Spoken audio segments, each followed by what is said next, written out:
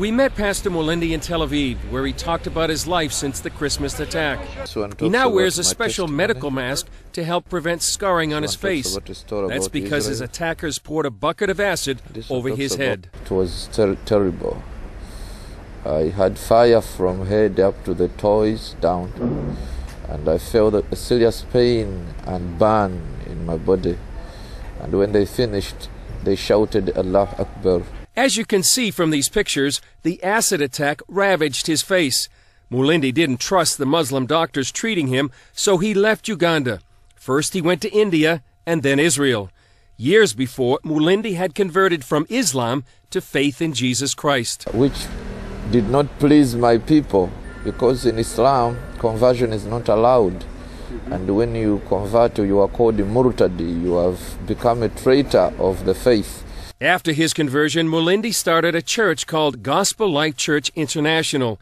He led evangelistic meetings, and the church grew to more than 1,000 members, many of them former Muslims. So my conversion did not stop there. The Lord gave me a message to reach the Muslims, and many have converted. Mulinde believes his success leading Muslims to the Lord was one reason for the attack. The enemies of the cross, the enemies of the gospel, the enemies of the Bible, the enemies of Israel, they chose to do this to me. Mulinde grew up being taught to hate Israel. But when I became a Christian, wherever I could read the Bible, I find God of Israel, God of Israel, and God of Israel.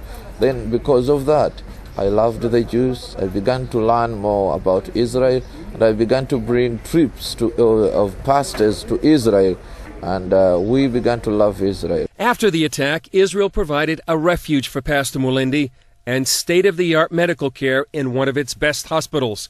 The help came from a fund called Tikkun Olam. Tikkun Olam is to repair the world. It's a benediction to help others, no matter who they are. Dr. Joseph Hike, the director of the burns unit at Sheba Hospital, treats Mulinde. We knew we can try and help him and get him on the best way we can do it. I think everyone that knows him sees why he's so unique. I mean, it's a character, charisma that he has. And I think he must be a good pastor.